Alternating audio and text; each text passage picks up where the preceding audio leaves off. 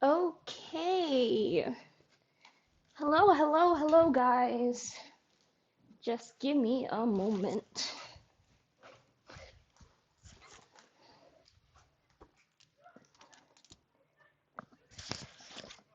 Okay. Hi, everyone. We are back in the college void that is my room. So, woohoo. Today we are doing the promised emergency stream of Skarner stuff. But first, I want to say thank you to Brooke and Misha for dropping a follow. Means a lot because I do this very casually. And I'm happy to see people joining in. Thank you also to Hydra and Adri for always being here. It's the best. So today we are talking about Skarner. Skarner, the ultimate scorpion of League. And this is going to be a lot of me providing like background context, a lot of discussions of like how lore works in League, and I hope that's going to be interesting. But we're also doing for the first time like an actual formal partial video reaction and a dev article reaction as well. I have all that stuff set up. So that's going to be cool. But first, let me quickly go on Twitter and let people know that the break is over because I am late, y'all. I am late.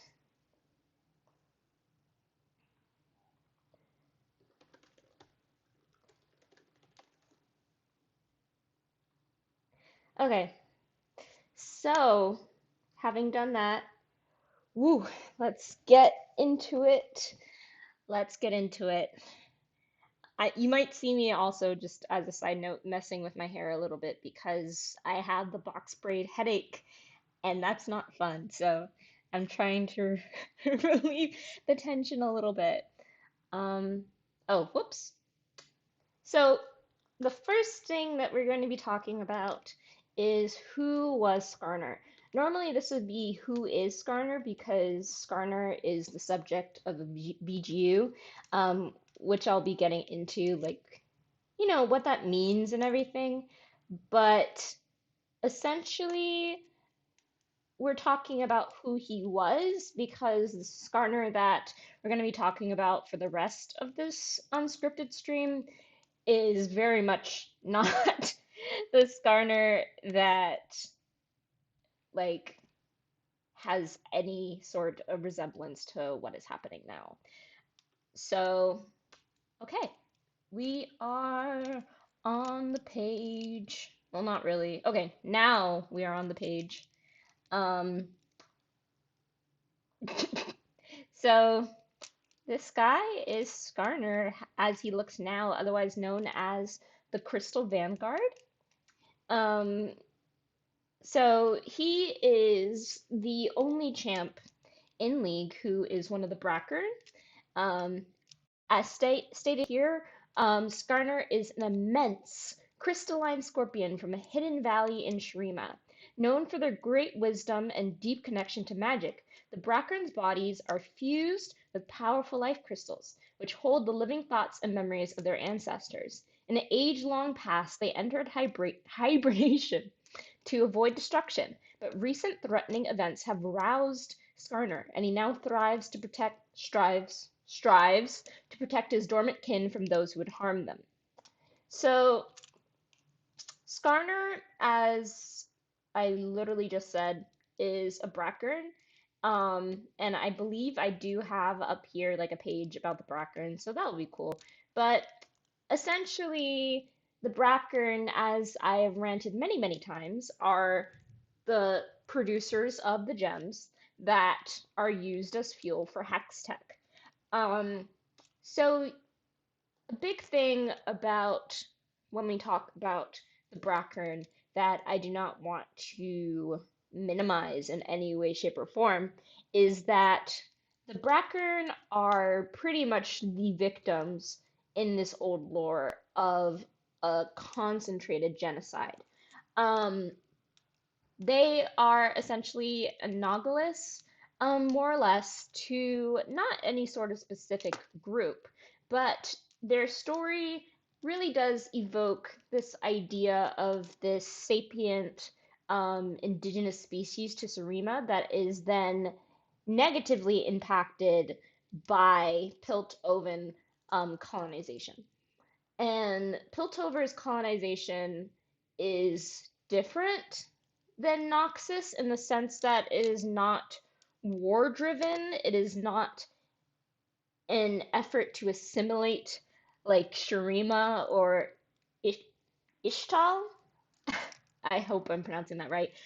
I do not pronounce anything correctly, so just bear with me in that sense. But their colonization is not like the colonization of Noxus, but it is very clearly the exploitation of natural resources for the sake of Piltover's innovation.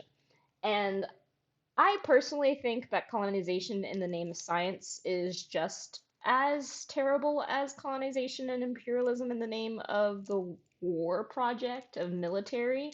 Um, but, you know, it's a bit difficult to get into all of this without saying explicitly, like, Hextech is the direct product of a genocide, as Skarner's biography very clearly details for us, as far as I remember. So I'm going to be. Oh, sorry, one second. Give me a second, guys. Okay, yeah, I'm not mentioning what Hydra sent in another chat, but yes. I don't want to, I don't think Twitch is ready for that.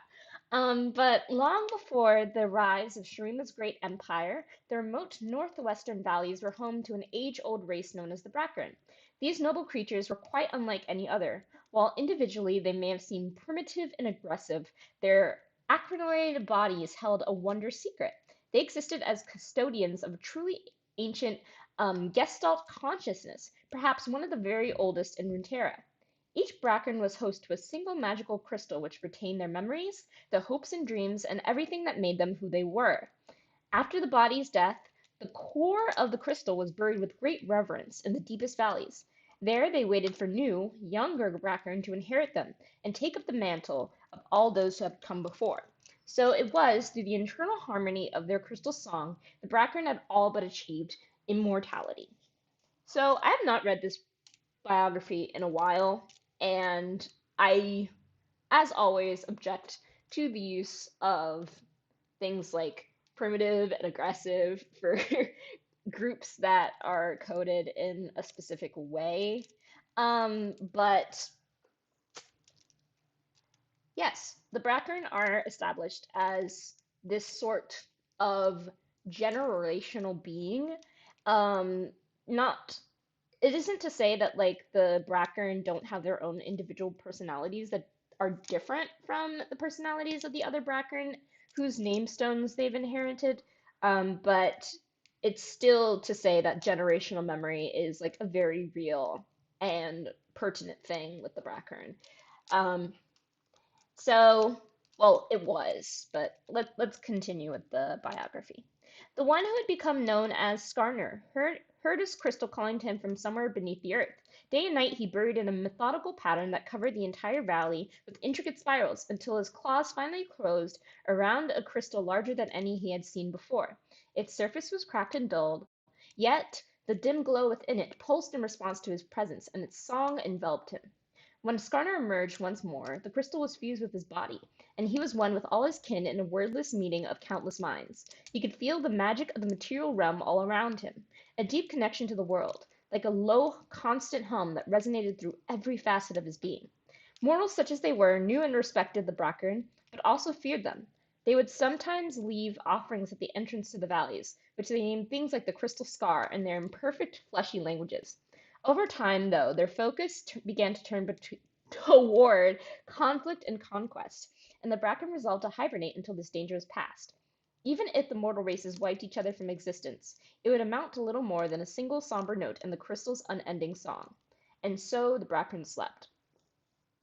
So again, these creatures are operating on a very different time scale than like the humans or minotaurs or even technically Vastaya and all the other races, species that exist in Runeterra.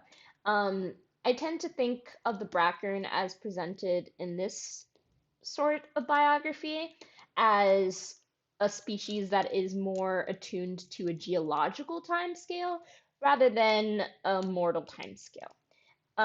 They're not truly immortal as stated, but they're pretty much the closest thing to it outside of things like the Celestials, who are also not immortal, but semantics, semantics. Um, then, without warning, the song became a scream. Skarner was jolted awake as explosions tore through the Bracken's hiding place. The land had become parched and barren, but mortals persisted. They came armed with fire and metal, delving down beneath the surface to hack the living crystals from his sleeping kin. Skarner erupted from the sand in the frenzy. He killed many of the murderous thieves, and the rest fled in terror, leaving him to revive his dormant companions. But those Bracken whose crystalline forms had been damaged died moments after they woke, and most of the others could not be roused at all, so deep was the trauma to their collective psyche. He stumbled through the valleys in mourning. He was certain that, even if the magic of the crystals still endured, it would quickly fade in the hands of mortals. Yet, as the sun broke over the horizon many weeks later, Skarner heard the faintest of echoes calling out in his mind. These were not the soaring harmonies he had known before, but a terrified, urgent keening, imploring him to act. He hesitated for just a moment, knowing that if he went in search of his stolen kin, then those who still lay beneath the sands would be defenseless. But as his cries died away, he knew he had no other choice, and strode out eastward into the desert. Though Skarner's search is lonely, he sometimes hears the cold, disembodied song of a lost crystal drawing nearer, only to fade once more.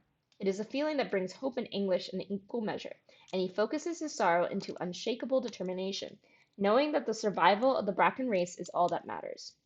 So Skarner here is depicted as a protector of his people, a very tragic figure who is sad but is still striving towards restoring his people and healing the trauma of what happened by the Patovians um,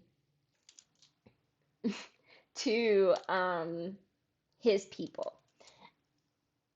The assault depicted here is very much the harvesting of, yes, thank you, AG, rip to the Brackern. A lot of them are still alive. They're just kind of like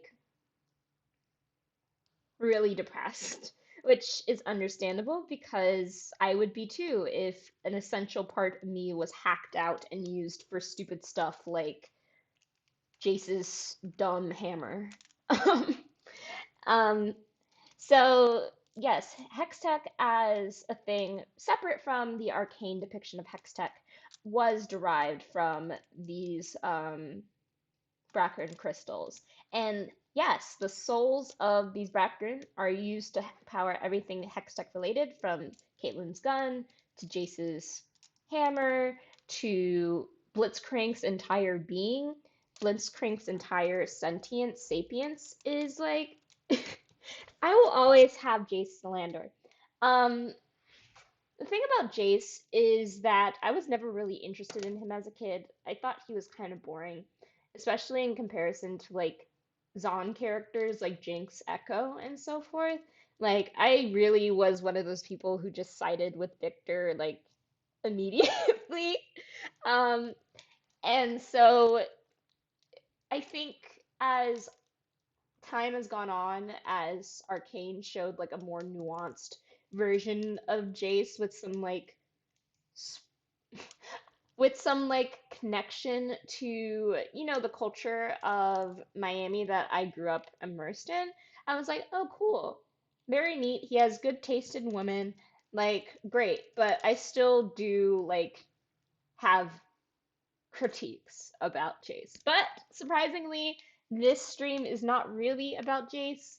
because while he is unintentionally complicit in the genocide of the Brackern in this old lore, he has no idea like that the hex tech is made out of living beings. So like it's one thing if he did and didn't care. It's another thing entirely that he just doesn't know. And why doesn't he know? Because of this lady, this little freak who's 80 years old but looks 40 because back then Riot was a coward. GLaDOS. Um, I mean, I guess GLaDOS, if she was an 80-year-old woman and also bisexual and also like responsible for an indigenous genocide, she is okay. Yeah, I mean, I often hear people say that she's a lesbian, so I didn't want to I didn't want to like throw my bisexuality all over the place. Um, but hey, sapphic rights, sapphic rights. We don't know. Fair enough. Fair enough. So, Camille, in your heart, understandable. I think all of my takes on most League characters are just in my heart. This character is the way they are. But Camille, as you can see, is a bit of a cyborg.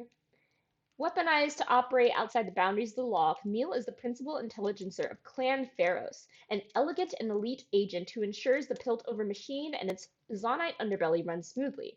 Adaptable and precise, she views sloppy technique as an embarrassment that must be put to order. With a mind as sharp as the blade she bears, Camille's pursuit of superiority through Hextech body augmentation has made many wonder if she is now more machine than woman. Um, So I'm not going to get like too far into Camille as a character, but I Slay, I mean, she does literally kill people for like trying to destabilize how she wants Piltover and Zon to be, with Piltover on top and Zon on the bottom, both metaphorically and literally. Um, I think I've explained before that Zon was the original city-state and Piltover was built on top of it. And it's a very literal and metaphorical metaphor for how like class separates people from environmental poverty. Um, but I think I might save that sort of analysis from for the Echo video that I push back. Um, so with Camille, I'm not really gonna get into like every single itty bitty nitty gritty detail because I think that's a little bit useless and we're focusing on Skarner right now. But again, Clan Pharos is the main clan that was responsible for the production of Hextech. As you can see in the beginning of her bio, Clan Pharos understands sacrifice. Most of the family's wealth came through harvesting a rare crystal from the Brackern, a creature native to Shurima. These hex crystals, or first crystals, contain power normally only wielded by those born with innate magical ability. After Camille's great-great-aunt lost an arm during an early expedition, her sacrifice inspired the Pharos family motto, "Her family will I give." The Brackern were a limited resource, and Camille's family had to augment the crystals they accumulated. Utilizing shadow investments in tech and runic alchemy, they developed less powerful but easier to make synthetic hex crystals. Yet there were consequences. Synthetic crystal manufacturing has long been rumored to heavily contribute to the Zon Grey. Furthermore, it was only through espionage, intimidation, and murder that Clan Pharos held its monopoly on this priceless commodity and ensured its uninterrupted production in Zon, maintaining the family's place in Piltover's illustrious Blue Wind Court. So this is a lot of world building dumping. So let me take it slow from one paragraph to the next. Piltover has many clans. You might remember Clan Kierman from Arcane, Clan Talos, Clan Medardo, which is not really a Piltovan clan, but like, it's we use a clan system here. And there is a very clear distinction between Zonites and Piltovans because most Zonites do not have last names, while most Piltovans do. Interestingly enough, Jace's last name varies depending on like what continuity we're talking about. Um, which is kind of funny to me, but like I'm not gonna really get into that. It's kind of just a little fun aside. And it might be why you see people call him Jace Giropara versus Jace Talus. But yes, Clan Pharos was mentioned in Arcane during the episode that debuted Mel Medarda, my queen. Um, but we do not know yet if Camille will be in the show, mainly because Camille's lore requires the development of Hextech to be something so ancient that Jace like would not be the inventor of it. um, so there is that. I'm very interested in seeing like what they might do. Um, but as you'll see as we get further along into the stream, I'm also not enthusiastic about current things with Arcane. So yeah, we'll get into that. Um, I already talked about the Brackern, but again, for clarity, and yes, this is old art of Skarner. The Brackern are a species of sapient crystalline scorpions with great magical power that live peacefully in Surima, with Skarner as the only Brackern champ so far.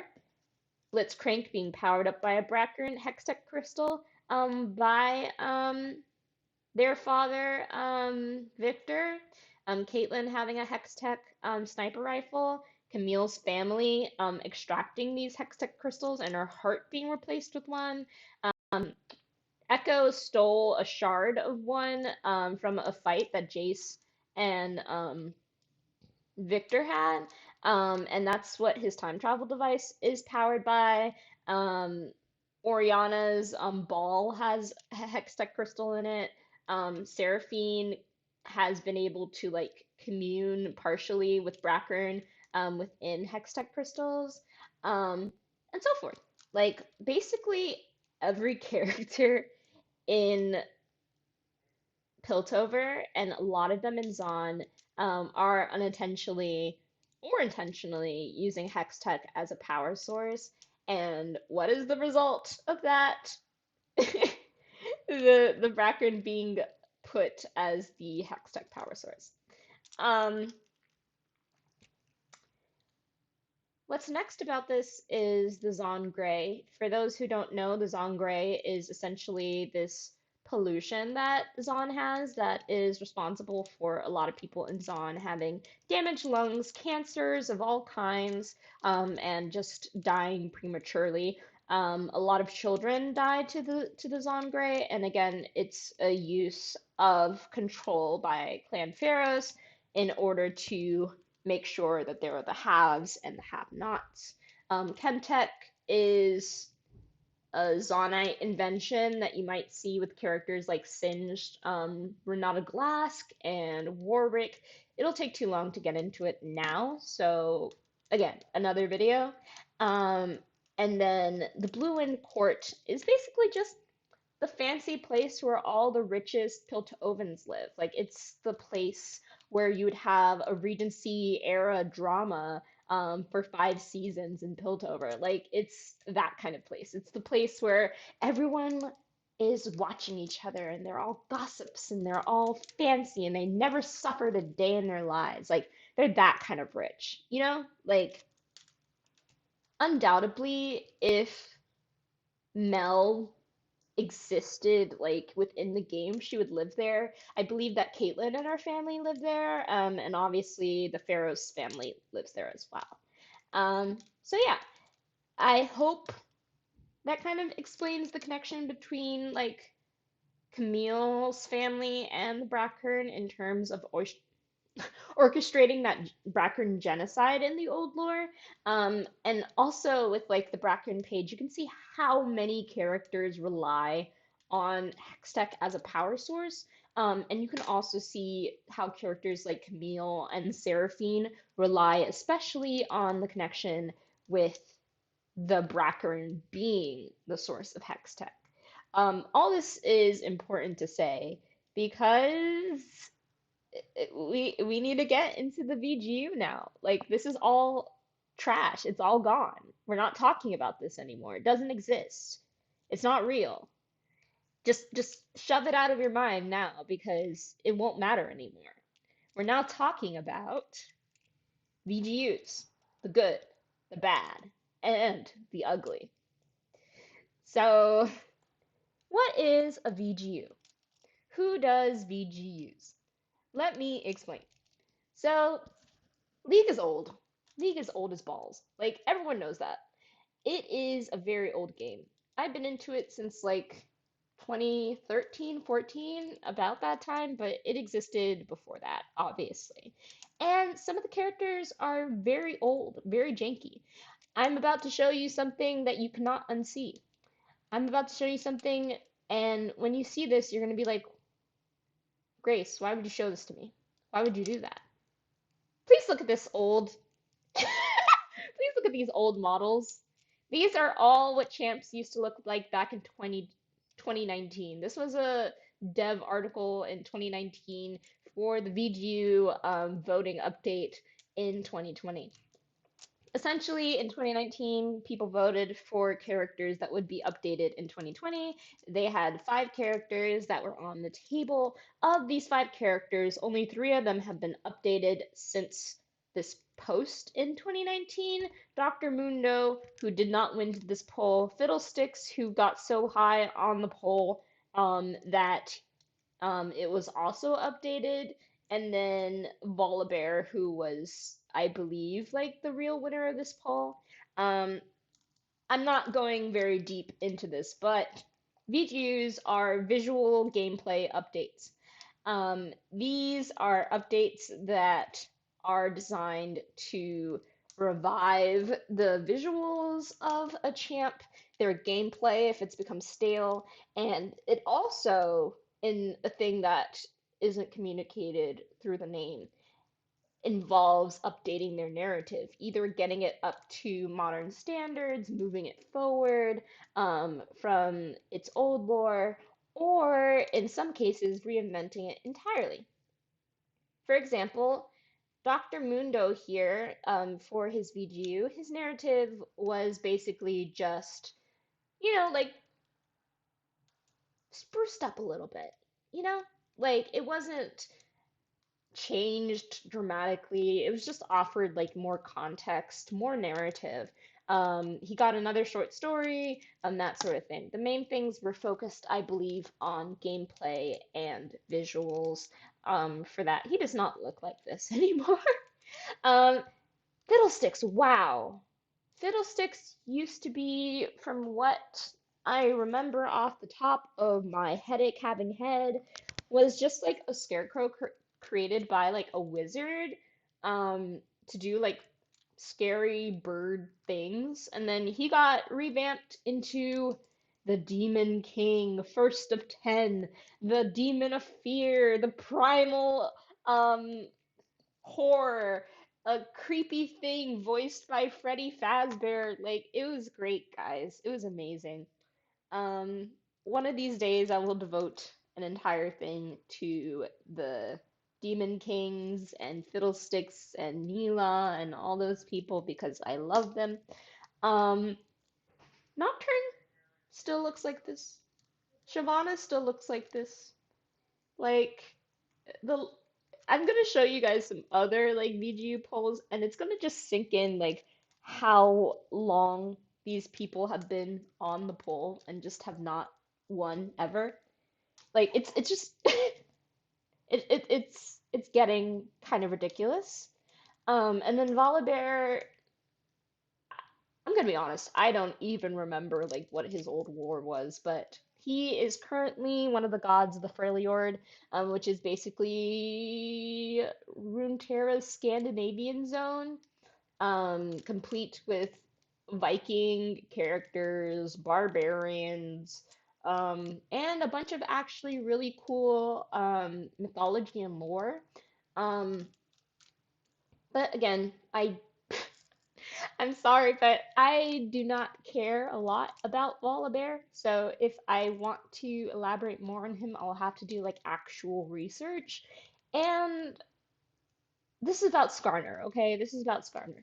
Skarner was not included on this poll, but he was like always a high priority. During this time period, he was listed by people like Reeve3, who is very instrumental on the Champions team, um, as someone that like needed an update alongside characters like Shogath and Vladimir. Um, I don't think Shaco has ever been on those lists, but we've talked about Shaco. Okay, moving on. So this was the vote that happened in 2020 for the 2021 update. Um, or is it? Is it? It says 2 years ago.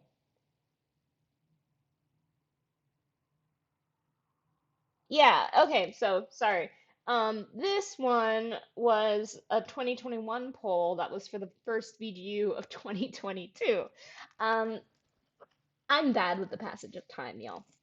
As you can see here, we have Skarner, who did not win, Nocturne, who did not win, Quinn, who did not win, Shyvana, who did not win, and then Udyr, who did win. Udyr got an update pretty recently. Um, But as you can see, Skarner was starting to be like seriously considered. And I don't actually think they have the stuff about him in this one. Yeah, this is all just Udyr stuff. I'm sorry, y'all. Um, wait, okay. I, oh no, those are just the results for Fiddlesticks and Volibear. But yeah, as you can see, these results, Udyr got 37.2% of the global vote. Skarner got 17.3%. Shyvana got 18%. And, like, I'm not even going to talk about Nocturne here. Like, it's just kind of sad. Um,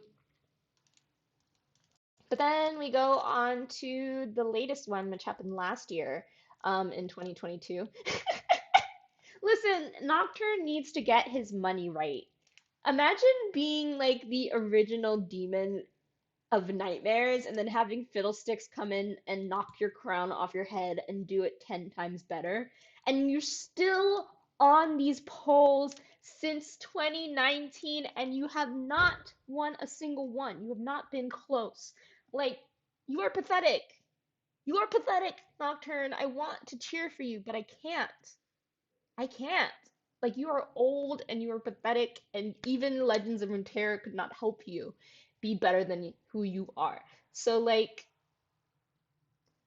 get right with yourself. Get right with Fiddlesticks because you are going to need its blessings to get anything in this economy. But yeah, we have Shyvana here, we have Nocturne, we have Skarner who won, Tryndamere, and we have Kog'Maw. Um, And as you can see with these percentages, once Udyr was out of the way, Skarner got 33.4% of the vote. Shyvana got 19.6. Um, Tryndamere got 17.3. Kog'Maw got 15.1. And then Nocturne got 14.4%, even though he has been on this poll since 2019, as I just said. So, like, like, come on. You are supposed to be some sort of awe-inspiring demon. Like, please. What is your problem? So, Skarner, as stated here, won. Um, Let me quickly read the stuff from Reeve 3 so that first you guys can like fully appreciate how funny it is that Shyvana is not getting this update at all. And also that the context for how long it has been taking for Skarner to like get information. We're super excited that Skarner won the VGU vote as we think he has tons of potential to be something really truly special on the league roster. We've tried smaller reworks of Skarner's kit in the past, but it never really increased his play rate. So we'll be looking to do a massive reboot of his kit, theme, and visuals similar to Scion and Urgot. We'll look to keep his kidnapping ult in some form, but otherwise we'll be rebuilding him from the ground up. The Brackern don't have tons of lore currently, and we're looking forward to diving deeper into their world or backstory. It'll still be a couple of months until we get started, but once we do, we'll share our progress in dev blogs so we can get your feedback on our Scorpion friend. So keep an eye out for one of those later this year. Before I go, I wanted to talk about our forever bridesmaid Shyvana. We know a lot of you are disappointed that our favorite half dragon lady keeps getting so close to winning without ever taking the crown. Like many of you, really want to see her updated because a badass half dragon shifter has so much potential.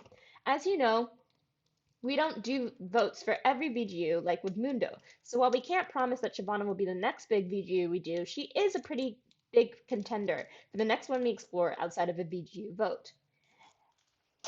So long after this, one of the rioters, Lexical, I believe, she said that Shyvana has been pushed down in VGU priority because while her fantasy, her thematic of a half dragon shifter in Demacia is very strong, it's so complicated for her in terms of skin number and reworking all that stuff that they just have decided that she's low priority.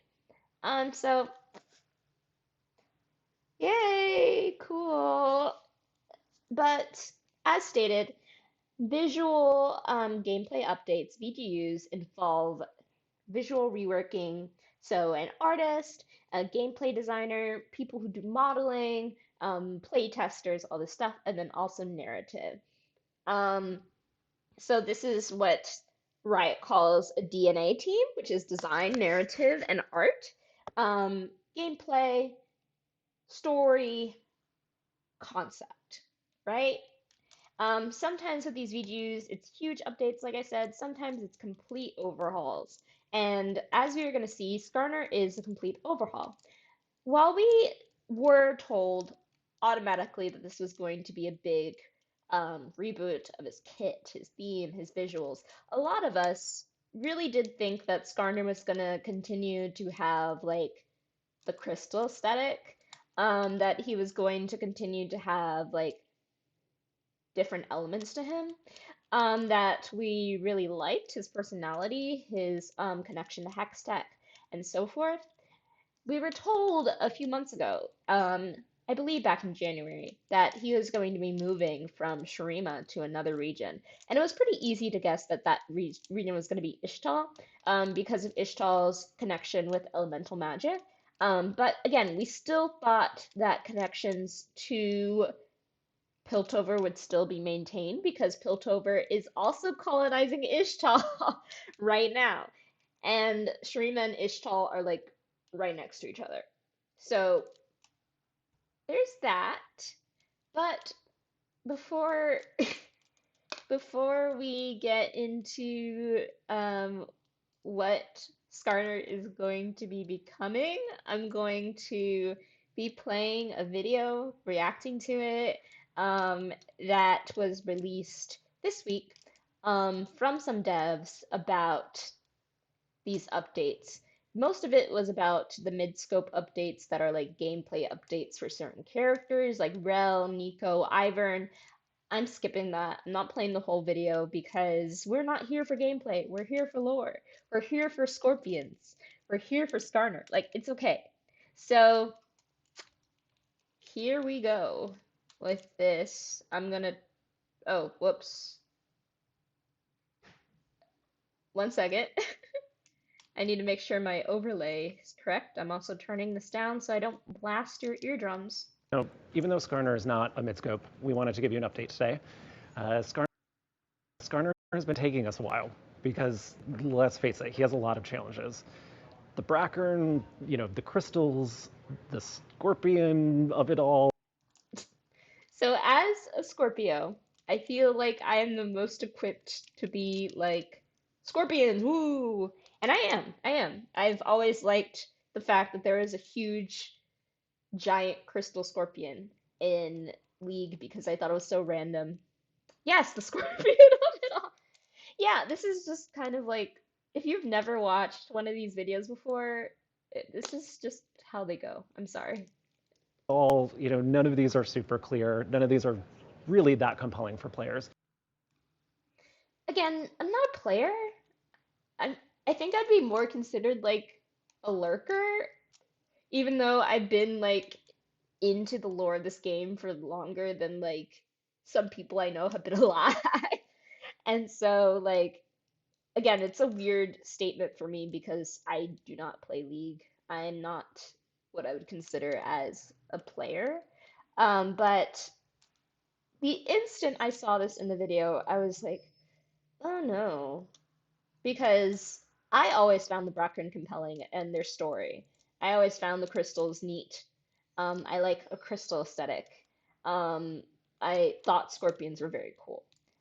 And so I'm just like, well, yeah. Players. So we've been asking ourselves a lot, what do we want to keep or change from his kit? It's definitely the spies. Keep the spies. Everyone loves them. It's not the spiders. So Skarner's been taking a little bit longer, like I mentioned, and so he's going to come out later than we had hoped. But today we're going to provide some more information on how it's going. So we've got a blog coming out that will go into more of our high-level goals, and as well as some thinking about our game design changes, narrative updates, and new art direction. Okay, so again, context for this in particular. The writer for Skarner's VGU left the company right after being assigned to the Skarner VGU. So he was in limbo for a little bit to the point where I think he only had his artist. And so for a while when they were posting Skarner updates, it would just be more art from the artist exploring Skarner because he's like a huge Skarner fan. And so just be like, here's my Skarner art. And everyone was just kind of like, okay. And to be clear, this is not a diss. This is not hate. Um, again, we're just talking about Skarner here. Like, it's not hate. It's not resentment. It's nothing like that. But it was very funny to me how the conversation about Skarner, like the updates were literally just, here's Skarner, here's more Skarner, here's contextless Skarner. You guys like contextless scorpions? Here's So today we finally have a writer, a gameplay designer, we have art, we have the whole blog, the whole Shazam. I'm going to be going through it with you guys slowly, step by step, piece by piece. And I'm going to talk about why I'm not happy, but also why I think that the feedback from the community may hopefully send things in a better direction. But again, I'm not happy. And I hope that it won't be seen as a diss, but as constructive criticism, because that's what I'm trying to do as someone who writes. I'm not criticizing the art because, let's face it, I'm an art hobbyist. But I am offering my thoughts on that as well, where applicable. Yeah. Also, I forgot that my terrible music taste is over there. Never mind. Um, Okay, so loading the Switch overlay. Great. So this is Searching for Skarner's Sting, the latest on Skarner's rework, including an update on his narrative, art, and gameplay. Hello, hello, Lexi, right lexical. Here with an update on Skarner's VGU with some of the champions team. Last time we checked in, we showed some of the wide visual explorations on the skittering scorpion. This time around, we got a lot more in store, but I wanted to start by diving into a breakdown of his position and our champion roster before looking at goals of his rework. Then we'll shed some light on the arthropod's rework development process before he scurries back under a rock. Skarner's been on the radar for a VGU for quite a while at this point, and it's been a while since he won the VGU vote last year. We always knew that Skarner would be a challenging and large rework, but he is admittedly a bit more challenging than we anticipated. Going into this, we knew that the Crystal Scorpion had some of the lowest scores for thematic enjoyment thanks to player surveys. We also knew that many of you wanted to know more about his lore and what exactly makes the Scorpion tick.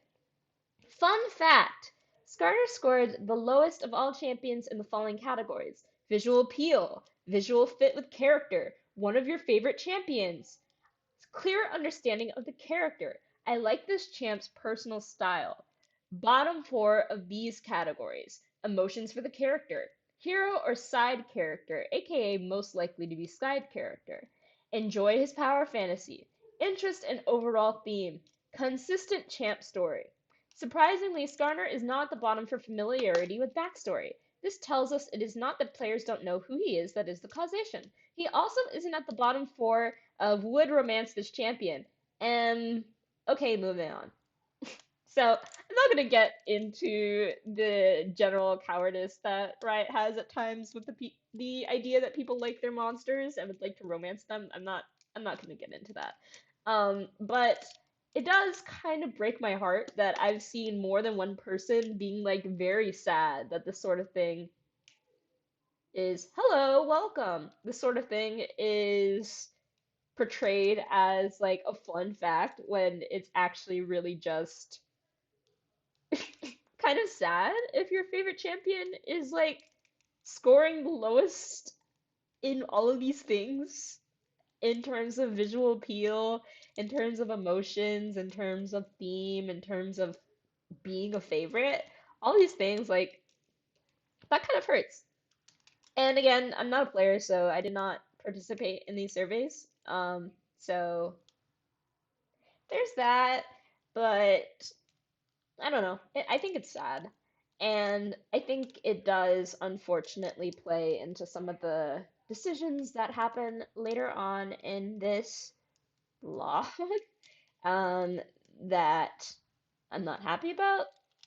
But again, in terms of overall popularity, Skarner has the lowest breadth and depth out of all league champions across all regions. In short, Skarner is one of the least popular champions in League in all areas that we survey.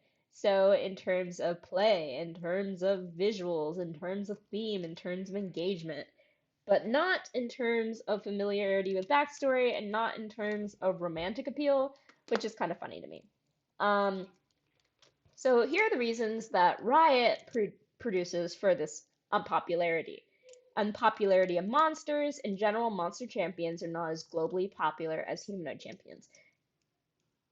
Is Skarner your favorite champion or something? No, just one that I do like and one that we're talking about right now. Um, so yeah, in general, that Riot has a very clear perception that monster champions are not as popular as humanoid champions because of engagement um, across different things like gameplay, fan art, stuff like that. Do I agree with it? Not really, because I think that part of it is also that you're not really being presented a lot of monster champs in the way that humanoid champs are presented. And so it's a little bit difficult to make monster champs popular if you're not like consistently giving them love in the way that humanoid champions get. Um, but there's that. Um, so they also list the uniconicness of scorpions. When asking players what characteristics come to mind when we talk about certain champions, generally we expect to see certain trending words that form the character's identity, a word cloud. With many of the popular champions, there's a good mix of gameplay identifiers and thematic identifiers. But with Skarner, the majority of callouts are gameplay related, of which almost every single one is related to his ultimate Impale. The only non-gameplay thematic event called out was that he's a scorpion.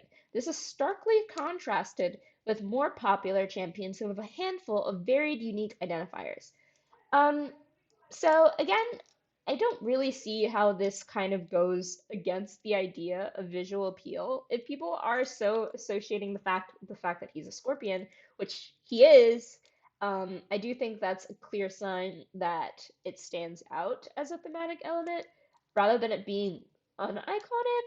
But I think the problem is that what's actually uniconic is like everything else to the point where it's not really being engaged with everything else about him. They're just focusing on gameplay related criticisms and gameplay related identifiers. And finally, we're talking about the incohesiveness of the crystal thematic. So, with the right execution, sometimes you're able to bring seemingly opposite themes together in unique and delightful ways. However, there are times where, even with the best execution, themes are just not coming together cohesively. Instead, they make the champions so eccentric that only an exclusive few can deeply love and appreciate them. Crystal is generally regarded as beautiful, magical, and serene, whereas scorpions are seen as badass, venomous, and menacing. So again, this is kind of funny to me because I feel like maybe it's the fact that I'm in circles that are very big on entomology, and scorpions as arachnids sometimes get brought into the fold of that. But it's not necessarily a animal that I see as like especially uniquely menacing. It's definitely a venomous thing. But again, maybe it's also because of the amount of time that I've known of Skarner, but I never really saw the themes as disparate. And I guess they have been in terms of reception. So again, this is all the three things that Riot is working off of in terms of defining Skarner's low popularity and is being used as justification for this path of updating. The fact that monsters are not popular, the fact that scorpions are all he's really known for beyond gameplay, and the fact that the crystal theme does not work into the scorpion body plan, aesthetic, whatever you want to call it. With these three elements in mind, we knew Skarner needed a bigger revamp, not just to rectify the problems that he already has, but also to make sure we don't fall into some of the same pitfalls. We cannot change the fact that Skarner is a scorpion-esque monster, and instead of fighting against Monster Champion's unpopularity, we want to lean into the monster fantasy to serve the small but passionate monster-loving segment of our players. At the same time, we're not trying to turn Skarner into some brainless monster. He's an intelligent, sentient creature, and his lore has a certain nobility to it that really sets him apart from some of the other monsters in our roster. This is very true because if you look at a lot of the monsters within the roster, a lot of them are like themed around world destruction, devouring, mindless intelligence in some cases. So like a lot of the monster characters that exist within the game are very much not the same as Skarner, who is very much depicted as a sort of tragic hero with actual thoughts, feelings, emotions, and so forth. Um, so it is true that his personality does distinguish him from other monsters in the roster. And it is also a consideration that they bring in throughout this article to keep that distinction. And I do think that is admirable. I would be very weirded out if they decided to go like the Rek'Sai route and make him like just growling instead of actually being able to talk. So the team dove headfirst into searching for an incredible monster archetype that Skarner could fulfill while remaining committed to some of his core truths. We looked at every region of Runeterra to see where it makes sense for a scorpion monster to exist. Eventually, the team landed in a region that had everyone excited. On the eastern border of Shurima, there's a land filled with wonder, deep jungles, and a thriving population based on elemental magic. Ishtal. Now I'll pass it over to Riot Apothecary to go a little deeper on narrative. So again, Ishtal, I did not really go into that place that much in this video, but Ishtal is, as said, a land on the eastern border of Shurima where the population is very well known for elemental magic. That's basically all you really need to know right now. There's definitely been a push, though, in the past few months to have Ishtal um, get more stuff to it. Ride Apothecary was partially responsible for the Nidalee voiceover update, Nidalee being a character that is now situated in Ishtal since Ishtal was revealed as a region. Ride Apothecary was also the writer for Milio, who is the first new champion there since Kiana, if I recall right. I think Kiana was released after Nico. Um, and as seen here, Riot Apothecary. They are also the writer for Skarner um, in this update. Skarner is the second VGU that I've had the chance to work on, and I couldn't be more excited. Getting to be a part of Udir's VGU through working on his Spirit Guard skin was an unforgettable experience. I'm excited to now get the chance to work on our favorite Scorpion, Skarner. For approaching Skarner's... Oh, thanks for the follow. For approaching Skarner's narrative, we wanted to explore the potential of what Skarner could become, especially in tandem with the art direction. Again, there's a very clear push for Riot to work in art and writing as they develop these champions. Every part of the DNA team is very essential to how new champions and updated champions work when we're talking about a new champion release and then a VGU. Obviously, the pipeline of ASUs, CGUs, VOs are all very different and involve different teams.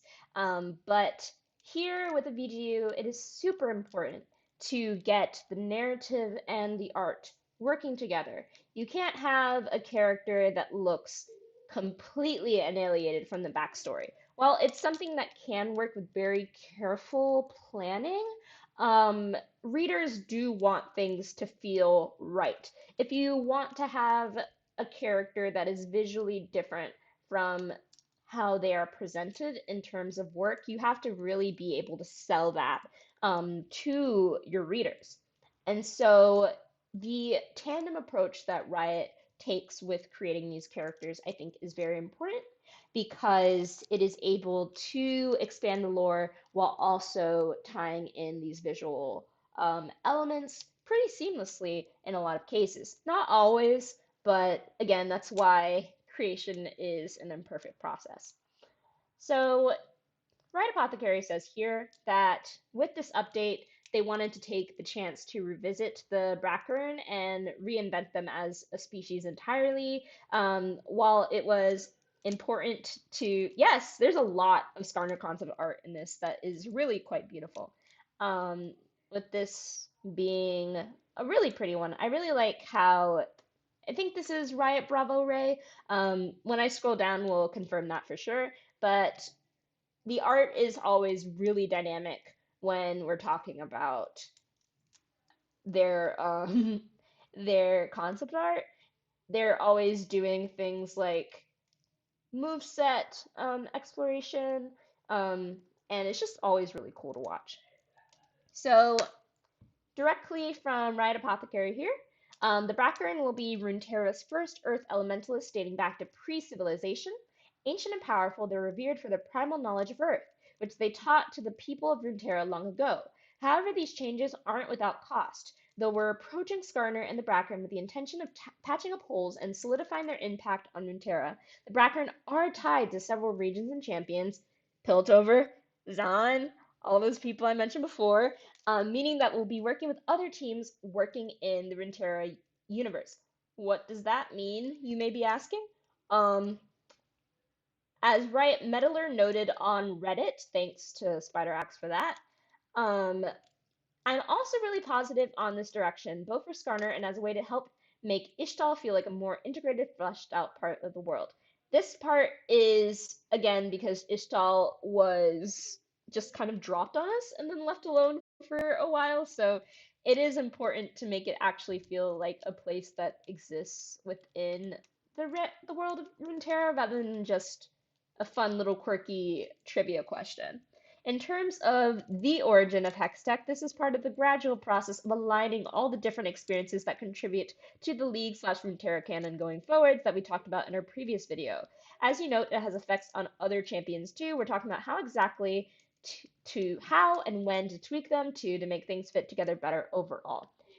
As most people have noted, this seems like it might be an attempt to recontextualize the origins of Hextech as a whole to divest them from the genocide that I talked about in the old lore and the imperialist actions of Piltover and Shurima and Ishtal.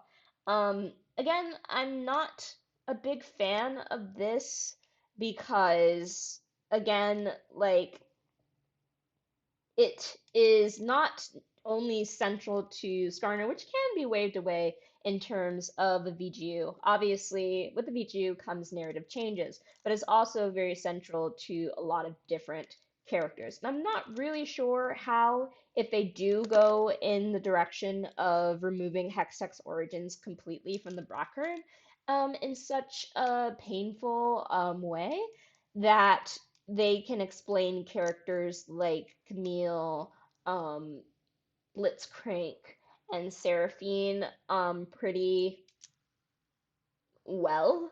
I do think that their current, well, at least Camille's current lore is pretty good in terms of world building and in terms of all this stuff that is also central, I think, to how lore is presented in things like Legends of Runeterra.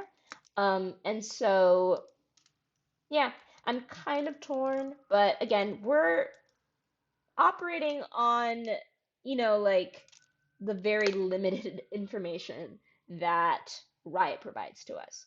What we're getting here is snippets of months and months of work, months and months of internal deliberation. And so all I can do is really provide my personal perspective on it, present it to you guys, and then you guys can make your own conclusions about like what's going on until they explicitly say it. Because again, it's all very vague. So Ishtal, with its deep connection to elemental magic, would be the perfect region for the Brackern.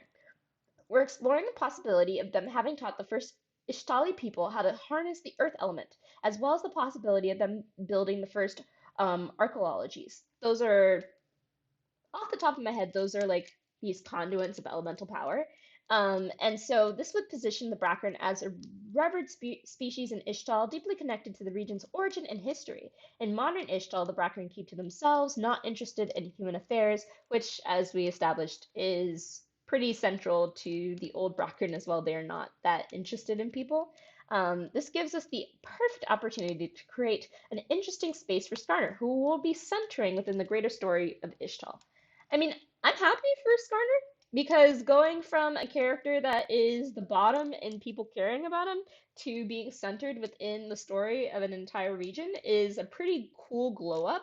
It's just that I'm, again, not really sure about how that will play into Hextech because they are removing the crystals. And yes, I was right, it is Bravo Ray. So the Bravo Ray, Riot Bravo Ray, whatever you decide to call him, is the art director for this update. And as he says here, he's characterized by the following visual clues: Scorpion, crystals, good aligned heroic archetype. Based on this, the team then identified what was working and what wasn't. Scorpions are an excellent creature fantasy. They are. They are. But does applying crystals to a scorpion elevate Skarner's theme or detract from it? His whole being has revolved around him being a sad, defeated, lonely scorpion who misses his kind, which isn't as aspirational of a design as we'd like. Again, this is not hate.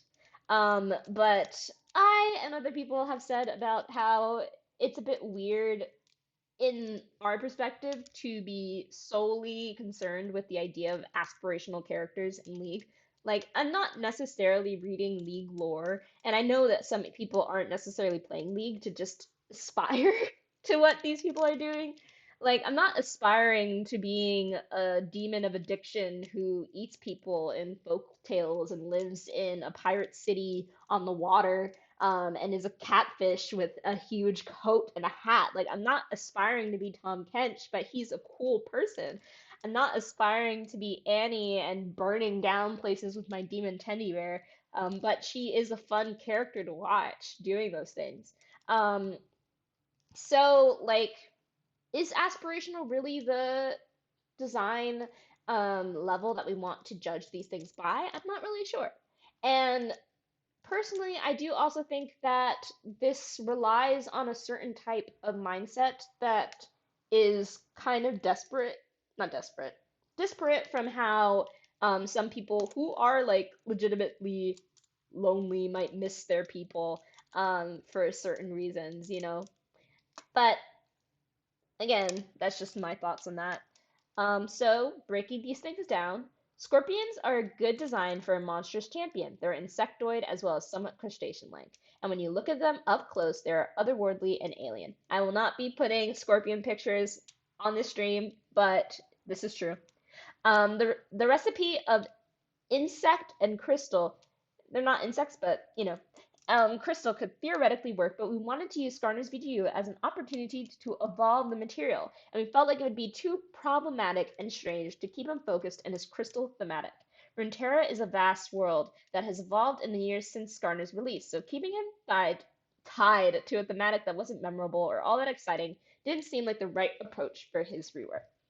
Again, this is not something that I really agree with because I've always thought that the Crystal Scorpion thing is like mainly what people might think of as a descriptor um, when talking about Skarner, but like undeniably, unfortunately, surveys say otherwise. And so I'm just kind of talking into the void there, I guess, in terms of that.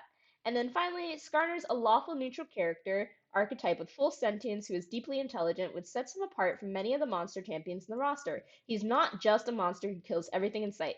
We sort of had a King Kong vibe, someone who wants to be left alone, but who will protect his territory with extreme prejudice if needed. He's not necessarily someone who is openly aggressive to everyone, but he can and should hold his own in a fight. I cannot talk today, if need be.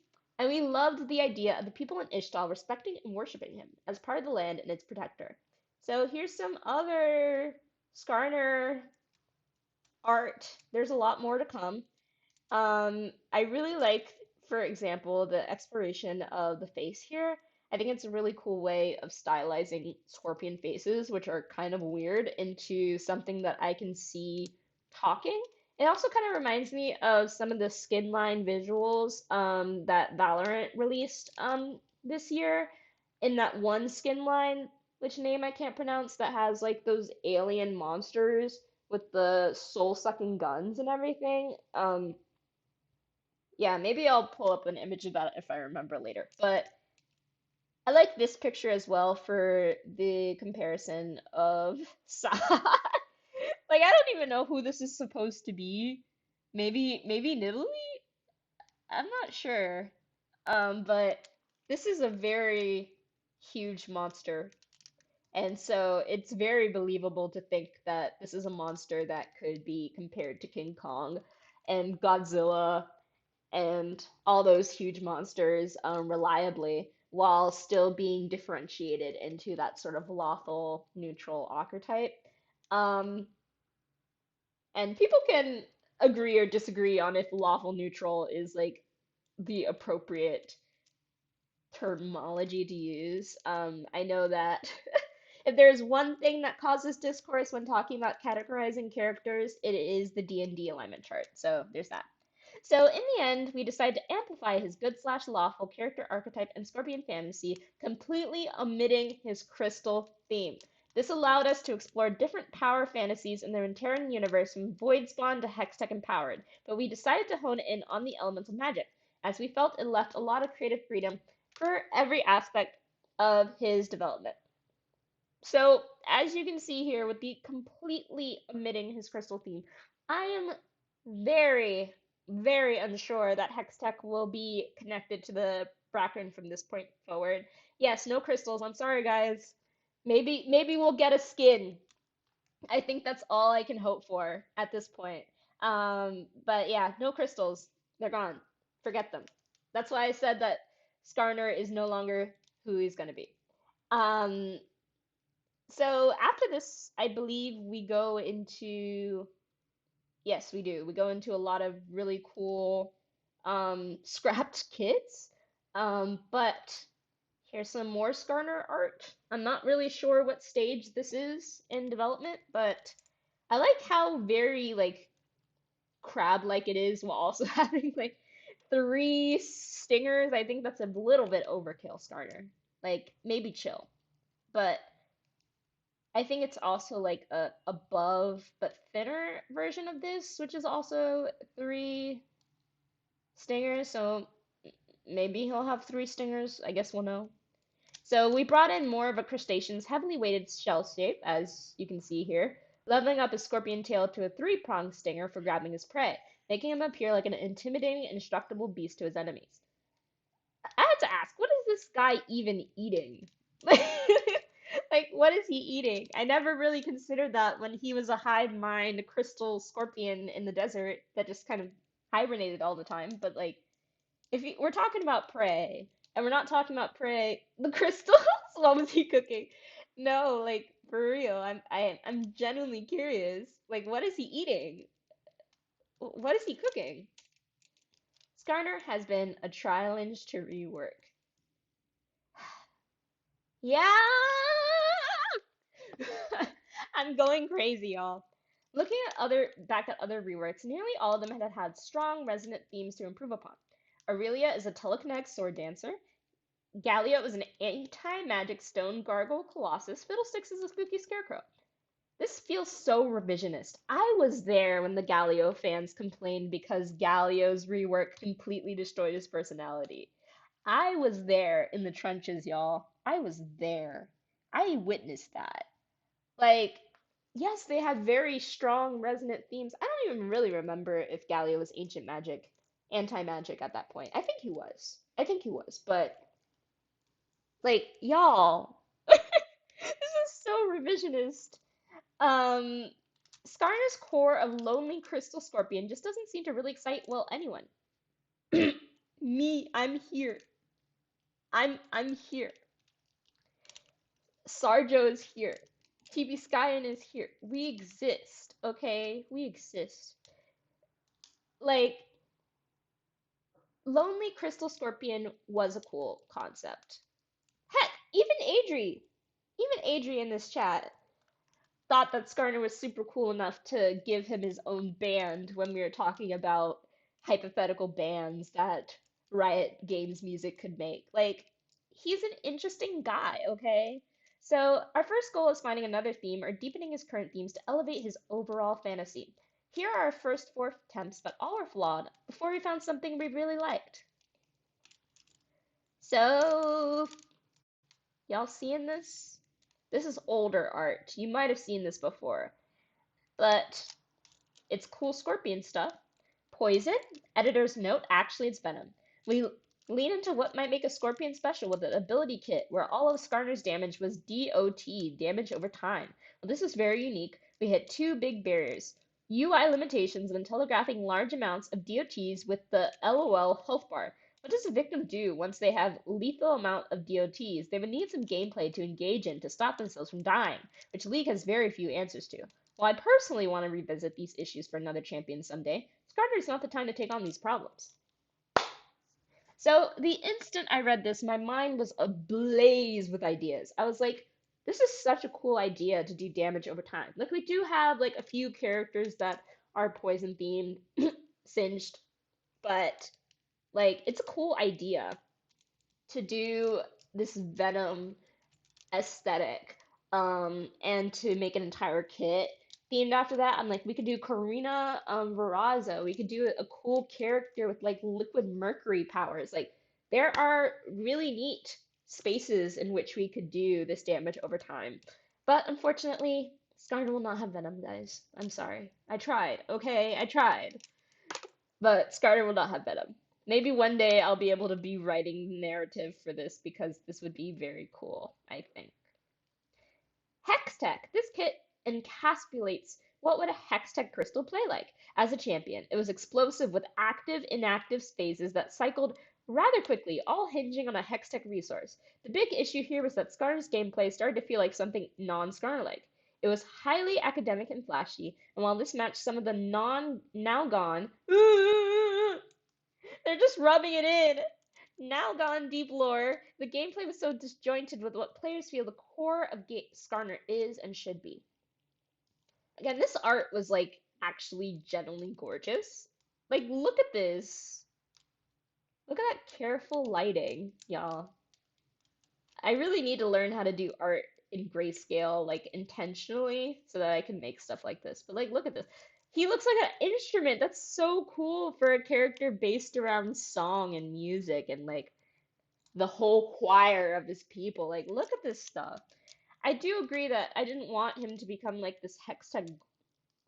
Hex Tech creation, which is like something that was um proposed, like this modified beast. But like, yeah. I do also think that a kit of this would actually be really cool, like a hex tech monster. Kind of like similar to what like Warwick is for Chemtech, just like something like super like maybe some students like runaway project that has become like this huge problem for Piltover. Um, like I don't know, it could be fun. It could be cool. So here are the Skarnerlings. And again, I've seen your protests, y'all, about having scorpions have scorpion traits, and this would have been it for me. I believe that some scorpions carry like their babies on their back, which is what's happening here. As you can see, the little eyes on this little guy. Um, this kit provided the experience of rebuilding the Brackern over the course of the match. Skarner would engage in some mechanics to use Impale his ult to grab slash retrieve smaller, vulnerable baby Brackern that had been scattered over Summoner's Rift. While emotionally resonant, a big part of this kit felt unsatisfying because the gameplay execution was never quite there, and Skarner was constantly competing in the cute follower space against other in development champions like Milio, who were doing it quite well. Um, Let him be a father. Let him be a father. That's what I want to say. I do think that this kit probably would have been really weird for like an updated champion to pull off, but like it's cute, so I don't really care about the logistics. I want to see it. I would like to see it. I hope that we get art of Baby Brackern at some point because that sounds really cute. Um, but yeah, like we're not getting a scorpion. And then Carapace. Skarner would enhance his outer shell by molting off his current carapace and moving into a new one. So here's two examples of that. Well, this is a really cool gameplay experience. It ran into some issues. There's a super cool version of this where players choose between multiple physical forms that drastically change gameplay. And Skarner can take it as far as a new champion built for this concept could. I do not have concepts for this, but I think it would be really neat as a new champion. Maybe like a crab themed champion, wink wonk for those who get it. Skarner already has so many skins, and if we give his base form multiple possible alterations, we're quickly setting ourselves up for a world of development pain both now and in the future. They are speaking from experience here because Udyr has multiple alterations um, for his forms, and his update took a long time.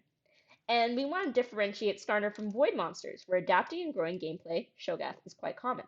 Shogath needs an update today, like now. His update, his design is still plagiarism, and I really just want him to be updated and be like a creature that talks and is like cool and yeah. But this is not about Shogath. Um, so all this stuff did not work. It was not used. It was not utilized at all. It's not relevant. You guys can marinate on this idea of a poison champion.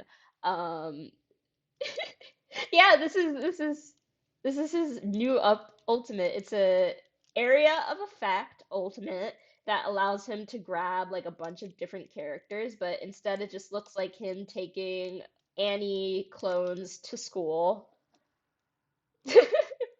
He's like, "Children, we must leave." So, yeah, and Pale was always like, no, Starter wouldn't say that. He wouldn't say that. Again, rip to this guy. Rip to whoever this is, because, like, L.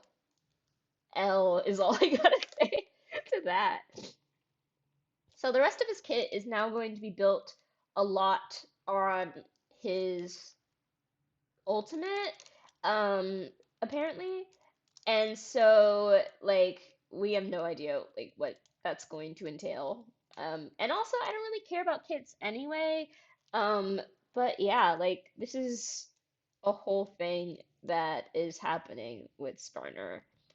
Um, did I say this? Who will Skarner become? Well, we're ready in this section anyway. But what we're seeing now is what I like to call the arcanification of League. And I've always been a big proponent of the idea that Arcane and League lore are two separate continuities. Different people have different perspectives on the idea of this. Some people want that to happen, some people don't. And so I understand that I'm in a minority here when I say that. Oh, sorry, guys. When I say that I do not think that Arcane is the best thing to update wholesale because I think Arcane's power is, in fact, the ability to mess with canon as much as possible for the sake of narrative. Um, so does it make me happy to see that the Skarner update ended up decimating that? No. Do I kind of wish Shyvana won instead? Yes, because I will happily praise the decimation of Demacian lore over over this any day of the week. Like I do not care about Demacia lore that much. Which is funny because the next two videos after Echo are all about Demacia lore. So I'm a bit of a hypocrite there, but um, yeah. So I guess just sitting with this information, I'm kind of sad. Like, I really am kind of sad about Skarner and the state that they seem to be going for. Um, Again, like, Skarner is not my favorite champion. There are far many other champions that I think fit that idea, that label, so to speak. But like Skarner is a character that I've liked for a while. A character that I would actually write like stories about if given the opportunity. And so it's kind of sad to me and that we might be moving towards a Skarner that just is not engaging anymore from a lore standpoint for the people who liked his lore. While I think the visuals are going to be like go crazy. Like, look at this stuff. Look at him. Like, he's cool. Where is he? Make Skarner proud. I can't. Okay, like he has a narrative team in place. Okay, guys, like he's good, unfortunately. I can't impact him. Like maybe one day I'll get to write a short story about him for Riot, but today's not that day. So, yeah, we're not getting the crystals, y'all. We're getting Earth Elementalists with no crystals. They could have just done crystal magic as separate from Earth magic, but I guess they didn't go back to their roots of high fantasy meaningless distinctions. Um, we're not getting, well, we're probably not getting baby Brackern. We're probably not getting Venom in any sort of way, shape, or form. All these things are not happening. We're probably getting a complete retcon of Hextech. All these things are not things that I am particularly enthusiastic about. And again, it all makes sense when we're talking about like why they're making these decisions based off of data, based off of like what worked in development, based off of what clicked as developers. But that doesn't mean as a consumer and as a writer that I'm not sad about the direction that they're going in. I think the Brackern genocide is something that could be covered like with sincerity, with depth, right? Like it is something that when you read over it, it is like disturbing and it is compelling, I feel. And it's sad to me that that's being discarded, even if the Brackern are therefore entering a more important phase in the general lore.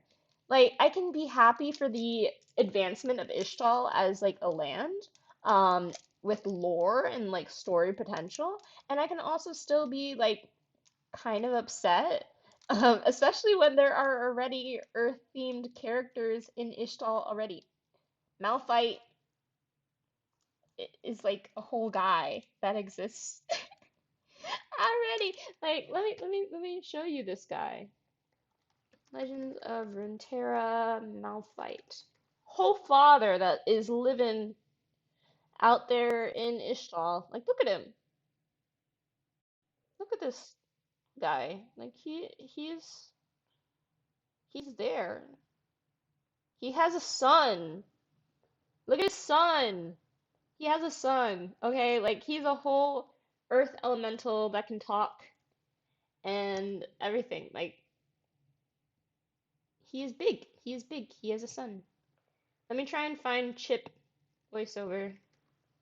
God, I don't even know what my recommendations are like anymore. Like, it's not stuff that I want. Okay,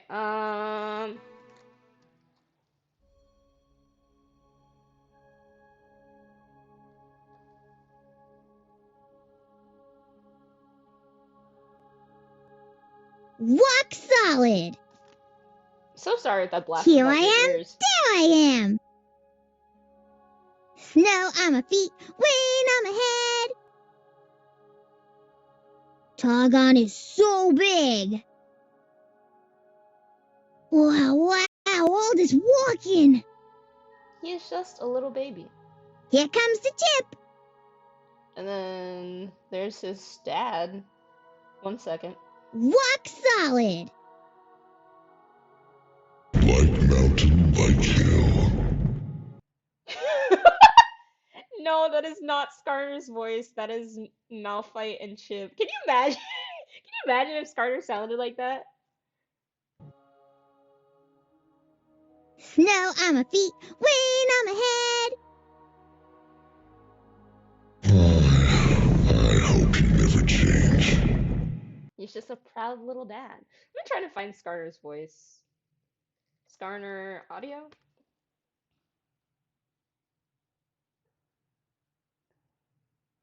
I see the wisdom in that.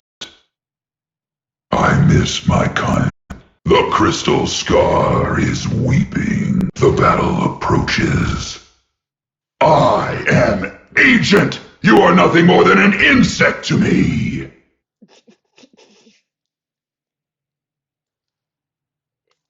I'm so sorry. Like, I cannot tell how loud. Wait, is that sounds like Springtrap? Legit? Okay.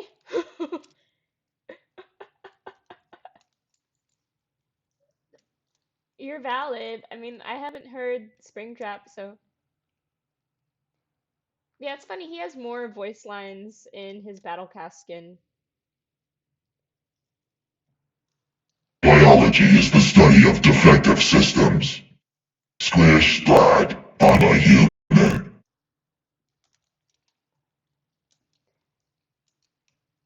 But yes, I do not see the point in making a whole other Earth Elemental and being like, oh yeah, like did they forget that Malphite is just chilling in Ishtal? Like, did they forget? I mean, I know they didn't because if you look at Milio's like a screen cap in a Transformer had a baby, I do not think the Transformers would stoop to having Springtrap's kid. Like, I'm sorry, they're not Matt Pat. Why did I say that? I'm sorry. Um, what was it? I swear I wanted to search something up and that killed my train of thought. I'm so sorry. Um, oh yeah, I was gonna say that Milio, our boy Milio, literally has, and yes, by the way, his lore has not been updated anytime soon. But here are the images for the upcoming letters that he's supposed to have. Here's Nidalee with Milio. Here's Milio presumably healing a bunch of people. here is Nico, Malphite, as you can see by the eyes on the mountain there, and then there's Zyra, a plant lady. And then here's Milio, presumably in the capital of Ishtal Ishokan, um being praised and loved. Again, all these things we don't have letters yet for. And here's him leaving home. He is my favorite little 12-year-old, guys. He is great. Um, I can say that because none of my cousins are 12 yet, so they won't get me for this. But yes, he is a cute little guy. But the point is that the writer of the story knows Malphite is an Ishtali character because they had him in the thing. So like, again, this isn't shade. I'm just very confused. And I miss the crystals. And I'm kind of sad because I'm like, are we not gonna get a crystal thing anymore? Like, no, nothing. It's just like I want I want better for him. I really do. But oh well, I'm not the writer, Skarner.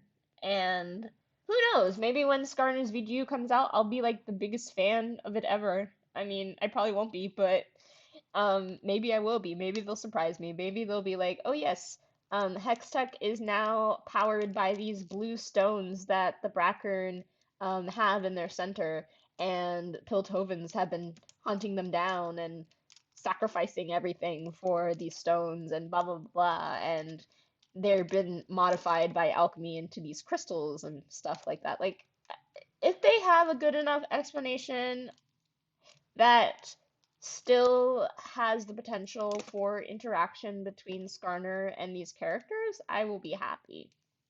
Um, Finally, I'm gonna see if I can pull this up because I forgot to prepare it. But I do docs sometimes where I do predictions of where characters will be interacting with each other. And I did, in fact, do some with Skarner. But of course, this is out of date now, because he's been moved regionally. But I thought for sure that he would interact with Seraphine and Camille, and then all Piltovans and Zonites that possess Hextech, like Oriana, Jace, Echo, etc., and then Shrimans like Nasus and Talia. Now, I don't think that's going to be the case. I do think that he'll interact with most Ishtal characters, so people like Malphite, Kiana, maybe Milio will have a line within that sort of thing. I think he'll probably have a line with Talia because again, she is an earthbender, and so that'd be really weird if they didn't. Beyond that, I don't know. Like with these changes, I really do not know what they're gonna do. We might be heading towards the great era of the Zon random update where like most of the champions in Zon got like complete overhauls of their bio without changes to their visuals. That was just like adding new stories and new bios to characters like Zack, Singed, Warwick, and so forth. Well, no, Warwick was because of his VGU, but the other ones were kind of brought up with him. Um, Beyond Twitch. Twitch the rat. I'm sorry, Twitch. Um, but yeah, so what will happen with Skarner? I do not know. But I hope that this video has essentially gone over all the reasons why I am concerned, but also hopeful. Now I'm going to eat my dinner. But thank you guys for joining in as always. The next video, I do not know when it'll be, maybe next Saturday, because like I said, I'm at college now and there's a thing called class. But again, I'm going to be going over Echo, Echo's history, and all the different games that he's in. We're going to be seeing a lot of different Echo videos. So that'll be fun. Yes, it's Echo Boy, Echo Sweep, my boy, one of my actual faves. I love him so much. And we're just gonna be talking about Echo, all things Echo. We're gonna be talking about Echo's voiceover changes, Echo's in Arcane, Echo in Wild Rift, Echo in Convergence, all these different things. It's gonna be great. It's gonna be cool. Gonna be playing a lot of footage. And it's just gonna be a chill little stream. After that, it's gonna be um first the Silas stream talking about his lore, what I don't and do like about it, and then talking about my hopes and expectations for the Mage Seeker. So we'll be looking at some videos in that one too. Um, and probably some muted footage from the Warrior cinematic, because I do not want to get copyright striked. Um, then we're gonna be talking about Fiora. I'll probably have to like actually write stuff for that video, like how I wrote a Shaco biography.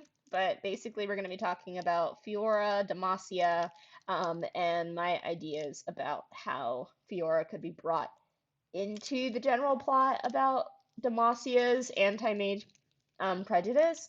Um, and then after that, as promised, we'll be doing Heimerdinger. Probably talking about Heimerdinger as a character in Arcane versus basically a non-character in League, and my thoughts about how they can improve Heimerdinger. We're also going to be seeing some Heimerdinger footage.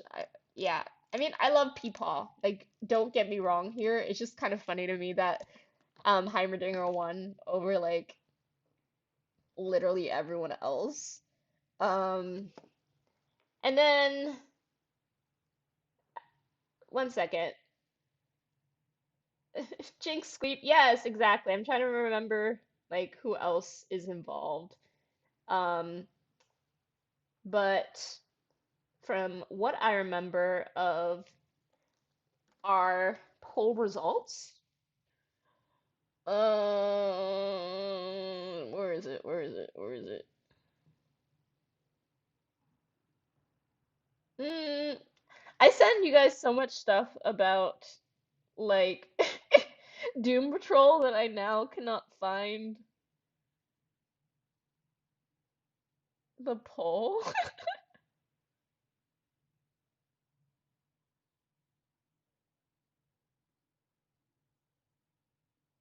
Oh, okay. So we had Jinx, we had Tom Kench, we had Fiddlesticks, and we had Heimerdinger. Um, as stated, the final results for. I should talk about Mr. Nobody. Why? What?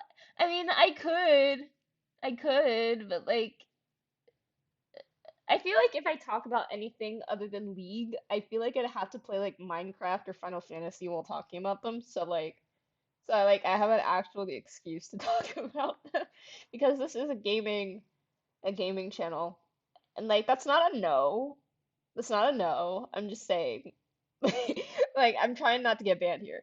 Um but yeah, so Jinx will be after Heimerdinger, I promise.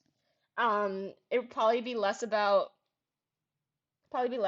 like what I would do with Jinx because Jinx is like I feel like I'd faint if I got to write Jinx. I'm sorry, but like I feel like it'll be mostly talking about Jinx and Arcane season 2, Jinx and Ziggs, all those things. Um, then either we'll do separate videos for Tom Kench and Fiddlesticks, or it'll be like a kind of all around demons thing, like I mentioned earlier in this video. So like things like Fiddlesticks, Neela, Tom Kench, Nocturne, Evelyn, all those people. Um, and just talking about demons. Like it'll just be let's talk about demons or all about demons or like stuff like that. And we will get to look at Fiddlesticks footage, Tom Kench footage, probably not Evelyn footage because she's kind of Evelyn. But yeah, we'll we'll we'll have a lot of fun with that. And then afterwards, who knows? Like there's a lot to cover. I'm constantly thinking of new ideas for stuff to do with you guys. Um, so there's that. But thank you guys so much. You're always the best. Thank you guys for following. We've had like 3 followers within the last 8 days, and that's really cool. Um, and yeah, I will see you guys probably. Well, I'll probably see you guys earlier than that because I do want to watch um, Notice Me with you all. But I'm not going to be streaming that on Twitch. So next time we'll have Echo Sweep. Bye. Enjoy your day. I'll be in the usual places. See ya.